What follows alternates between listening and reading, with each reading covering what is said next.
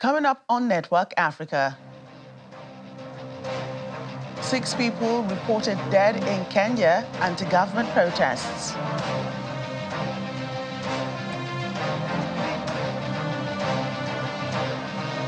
Johannesburg blast leaves 1 person dead, 48 others injured.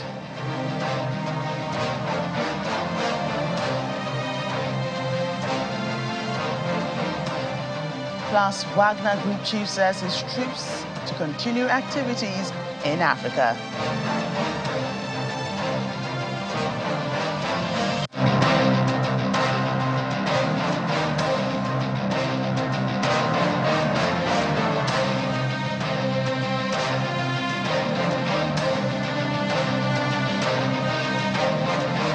Hello and welcome to the program. Today I'm Joker Rogers here in Lagos.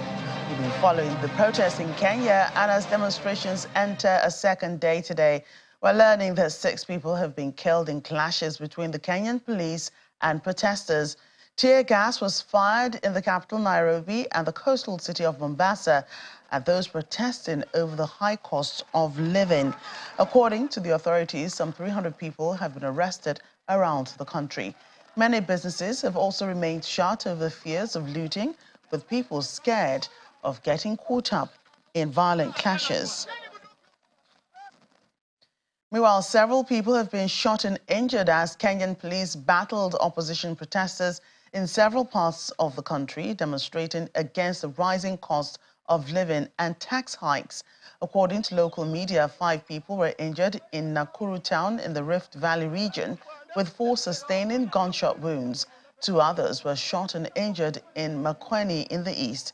Opposition leader Raila Odinga reportedly urged his supporters to end the protest at 5 p.m. local time and resume today. Mr. Odinga told the local Daily Nation newspaper websites that the first day of a series of cost of living protests had been a success.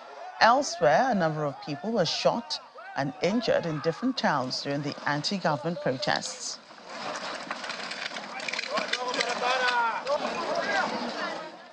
Let's get more on this. VOA's Africa correspondent Mariama Diallo joins me now for more. She's been monitoring the protests in Nairobi, Kenya. Hello, Mariama. Hello there. Thanks for having me. Certainly. So it's the second day of a planned protest today. Could you speak about the mood in the country and progress of the demonstrations? You know, we understand that a lot has happened.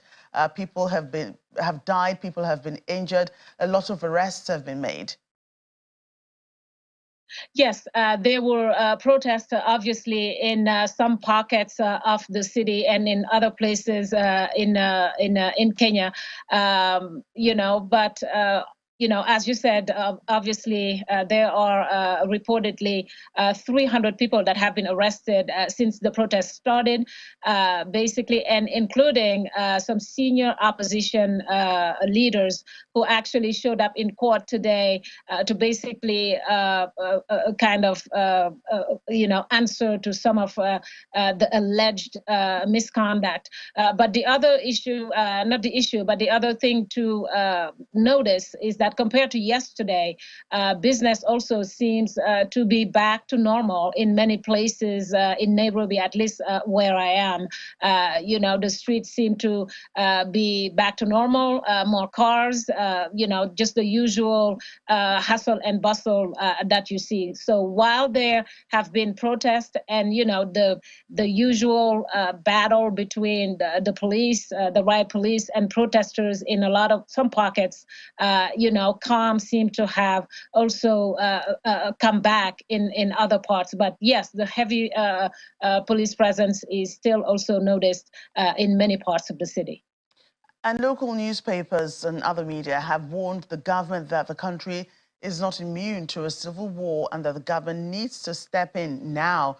But how can the government do so without using force? Are there other avenues to dispute resolution in Kenya? Well, rightly so. No country is immune to civil war. It always starts small, and then the next thing you know, it gets out of control. And I think that's the fear. And I think the other issue is that, yes, I'm sure the government should be able has been able to handle what's going on. Yes, with heavy police presence, every time there is a little pocket of protesters, they go up and try to disperse it. But maybe there is a way. They're also being accused of using a lot of violence. I mean, the demonstrations. Citizens should be able to demonstrate without feeling like that every time they step in onto the street, they are met with heavy police presence, whether it's, firing tear gas or these water cannons and things like that. So yes, there might be a way. The only way I think to resolve this issue is to sit down and discuss the issues and try together to figure out a solution. It's been going on for a while, and it doesn't look like it's gonna stop anytime soon unless there is some real and sincere dialogue between the two parties. Right. I don't know if you believe that that sit down could happen anytime soon, because the person in the middle of the protest, the opposition Raila Odinga, there seems to be some kind of, start, stop to this protest, sending mixed signals. What does he really want? What is he pushing for? What's he driving at? Well, I think the stop and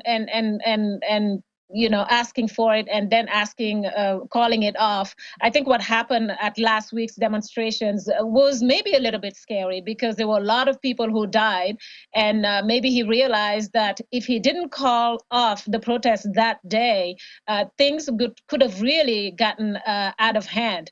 And I think that it's been 4 months. He started with, with demands, on the government. He started by at least also just not even legitimizing the government, of President Ruto, saying that he was not really, democratically elected and things like that. Then, it was, yes, we're protesting the high cost of living, which is legitimate, which is fine. But then, I think in the beginning, it started with a little bit of kind of, okay, let's figure out what the solution is here. He had some demands. President Ruto came back and said, okay, let's look at it. For example, it wasn't just the high cost of living. We talked about reforming the IEBC. The government made an effort and set up a bipartisan group, but that didn't work. I mean, it didn't last at all. So it's interesting certainly to see the progress of these demonstrations, but at some point also maybe it should have a more clear direction as to exactly what does the opposition want, because 4 months into it, it looks like it goes on and off.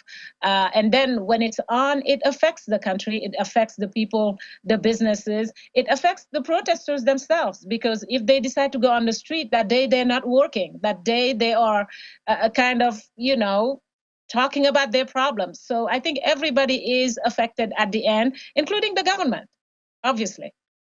And of course, education as well, because schools are shut so that, even young people do not get caught up in the violence that has engulfed a lot of the protest time. People have been reported dead.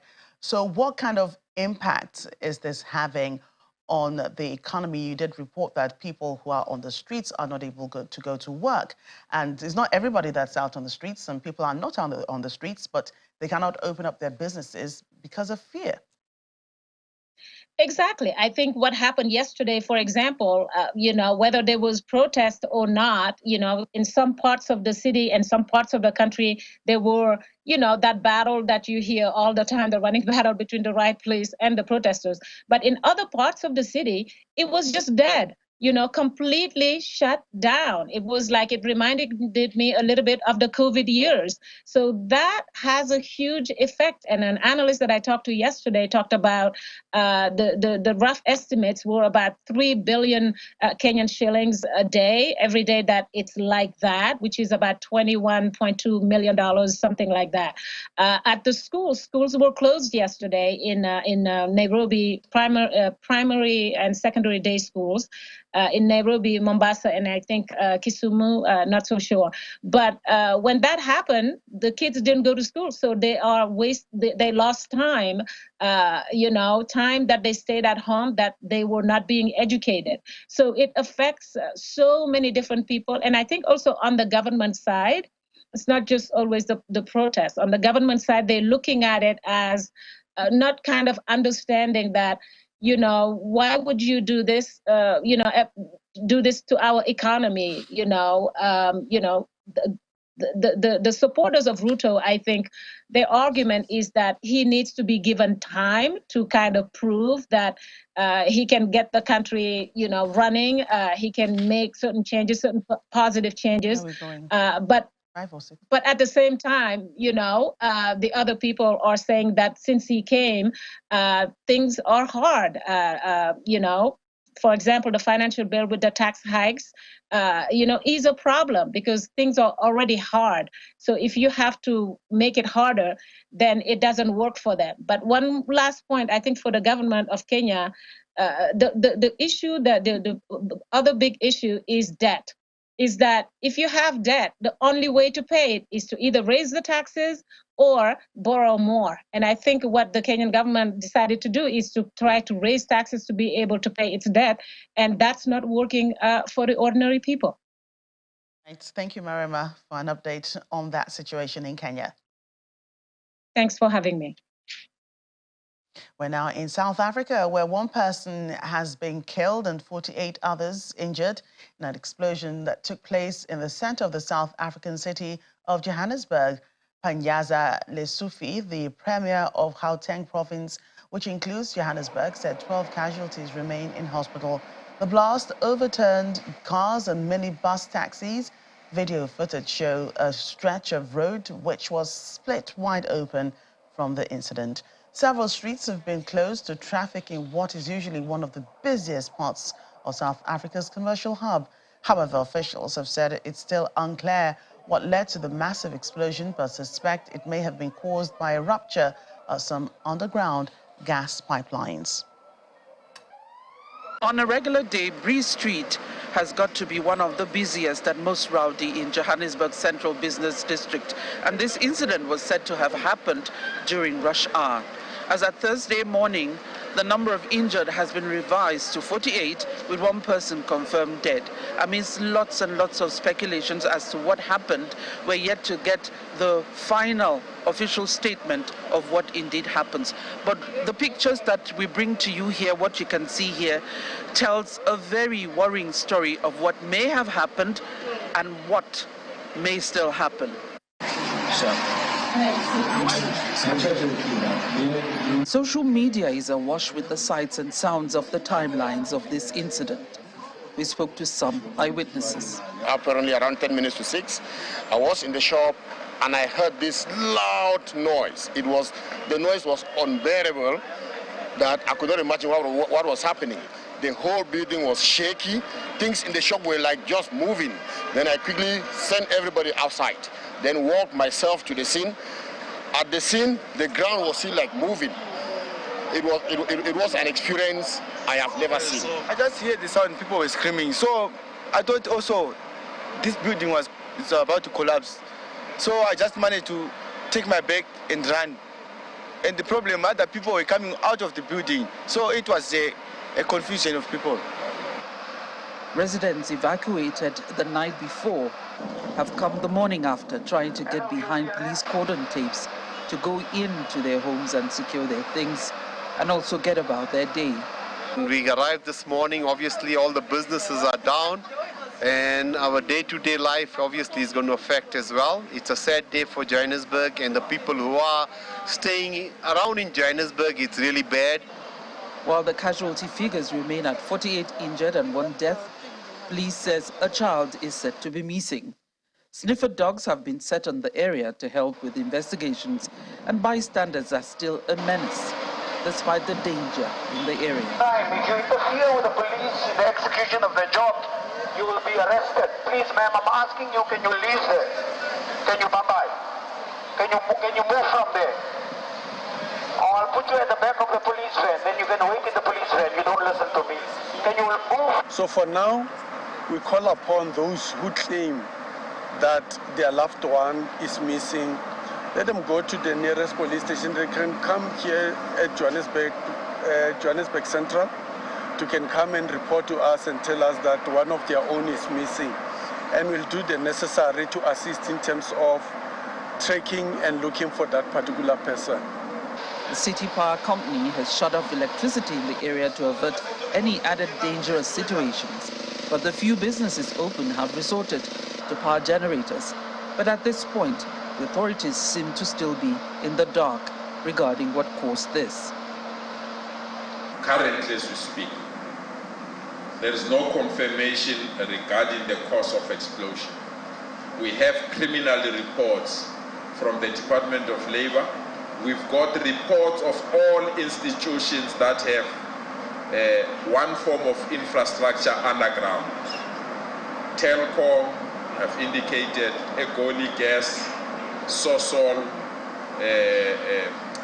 City Power, and all those institutions that have this kind of services. The structural integrity of the road we still stand on and the buildings around the area are in question. And some experts have raised concern over the maintenance or the lack thereof of the gas pipelines below the city roads. Egoli Gas has denied it was a leak in their pipes that run through these streets. Could it have been a seismic event? There are still many more questions than answers. For now, it's a waiting game as the people look to government for answers. From Johannesburg, South Africa, Betty Dibia, Channels Television News. Welcome back to the program. We're staying in South Africa, where sign language has become the country's 12th official language. President Cyril Ramaphosa formally approved the sign language bill into law during a ceremony in Pretoria. Some of the country's other languages are Afrikaans, English, Xhosa, and Zulu. South Africa is the fourth country on the continent to recognize signing as an official language after Kenya, Zimbabwe, and Uganda. The South African National Deaf Association said the law was long overdue. It's estimated that there are 600,000 deaf people in South Africa and 1.4 million with hearing loss. Political parties from various countries of the world are converged on Johannesburg, South Africa, for the BRICS Political Party Plus dialogue under the theme BRICS and Africa Partnership for Mutually Accelerated Growth, Sustainable Development and Inclusive Prosperity. Also attending the dialogue include former African presidents such as Chief Olusegun Obasanjo of Nigeria, former presidents of South Africa, Thabo Mbeki, as well as former presidents of Mozambique, Joaquim Chissano. The dialogue's objective is to foster collaboration and understanding between the BRICS nations and Africa, paving the way for mutual growth, sustainable development, and inclusivity. Our South Africa correspondent, Innocent Simosa, reports. Political leaders from the BRICS nations, as well as invited guests, gathered here to discuss pressing global issues and also to foster stronger diplomatic ties. Of course, this event serves as one of the many events ahead of the much-anticipated BRICS summit in August. The chief host was South Africa's and the ruling ANC's Deputy President, Paul Mashatile. BRICS was formed precisely because of the North-South development disparities, and as President Julius Nyerere put it in the 1990 report of the South Commission, to enhance South-South cooperation, and I quote, widen development options for all countries. My task is to lead.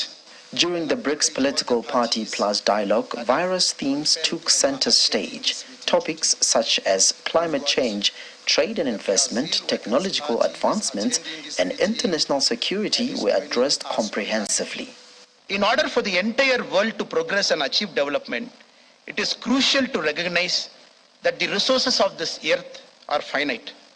Africa has the potential to contribute as a solution provider to global problems, including climate change, weapons of mass destruction, and terrorism. We believe the time has come for all the countries in the southern hemisphere to take our rightful place in the global order. Unfortunately, Washington and some other Western powers, they'd like to keep their monopoly in today's world. And that is why we're witnessing a lot of conflicts all over the planet. I can say that all crises which we're witnessing now, based directly or indirectly on this policy of interference to the home affairs of sovereign states. With Latin America. Former Nigerian President Olusegun Obasanjo shared his insights on critical issues that affect not only BRICS nations, but also the world at large. Talk of sustainable development. We have talked about this for decades. Any development that does not think of tomorrow is not sustainable. The former president also emphasized the importance of partnership for mutual sustainable growth. The dialogue is expected to end on Thursday, the 20th, with an outcome document as directed by President Cyril Ramaphosa, who hosted participants to a gala dinner. As the BRICS political parties' dialogue continues for the week, the world awaits the implementation of the ideas and initiatives discussed during this gathering. From Johannesburg, South Africa, Innocent Samos, Channels Television News. The UK is sanctioning 13 individuals and businesses connected to Wagner Group activities in Mali, Sudan, and the Central African Republic. This is coming after the founder of Russia's private military company, Yevgeny Prigozhin, said that his mercenaries will continue working in African countries where they are present. Speaking in an interview, the Wagner chief was quoted as saying, if the assistance of the Wagner Group is needed anywhere to combat gangs and terrorists and to protect the interests of the people of these countries, we are ready to begin immediately to fulfill this task after agreeing on the conditions. He adds that there was no and there will be no reduction in the programs in Africa. His remarks followed rumors about the possible withdrawal of Wagner mercenaries from Mali and the Central African Republic. The rumors began circulating after Mr. Prigozhin staged a short-lived mutiny in Russia on June the 24th. Rights groups have accused Mr. Wagner, the Wagner mercenaries, of committing human rights abuses in Mali and the Central African Republic. Well, it's no news that Ukraine and Russia are among the world's top grain exporters, but this week, Russia halted participation in the Black Sea Grain Initiative in the year-old UN-brokered deal that allows Ukraine export grain through the Black Sea, causing concern in poorer countries that price rises will put food out of reach. However, the World Food Programme says the suspension of the deal will exacerbate what's already a terrible situation in East Africa. The World Food Programme is warning food insecurity in Eastern Africa will only get worse after Russia pulled out of the UN-brokered grain deal. The deal allowed Ukraine to safely export grain through the Black Sea. An aid agency says its collapse will hit some of the world's poorest countries hardest. The World Food Programme Regional Director for Eastern Africa, Michael Dunford, says the decision to end the Black Sea Green Initiative is regrettable. Already, there are 80 million people in the region who are acutely food insecure. A whole range of factors are driving that. It's conflict, it's climate, it's the economic shocks, and of course, it's the hangover from COVID. This suspension of the initiative will just exacerbate what is already a terrible situation. But he's optimistic about the renewal of the deal. WFP is optimistic that at some point, ideally in the near future, this initiative can be back on track. In the meantime, we will need to find alternative sources of wheat and commodities to feed the populations that we serve. The problem with that is that we will need to find more expensive markets. Meanwhile, Mr. Dunford says Sudan conflict adds a layer of difficulty to providing aid in the region. The war has led to the displacement of more than 3 million people, including more than 700,000 who have crossed into neighboring countries. On the other hand, Somalia, where failed rains for the past 3 years and relentless conflict between state forces and Islamist militants have forced millions to flee their homes, has been one of the biggest beneficiaries of the Black Sea Grain Initiative. This grain wholesaler chooses to remain hopeful. 100% of all Somalis use wheat. We pray to God for peace in Ukraine and everywhere. Let all wars stop. And we hope grain routes will remain open, God willing. If the Black Sea route is closed, we anticipate wheat price will go as high. We hope the Black Sea route will remain open. But the United Nations said it would continue to push for a solution and explore possible avenues to ensure that Ukrainian or Russian grain and Russian fertilizer are out into the global market. The Black Sea grain deal was brokered by the UN and Turkey in July last year to combat a global food crisis worsened by Russia's invasion of Ukraine. That's our program today. Thank you so much for watching. I'm Joke Rogers. Bye for now.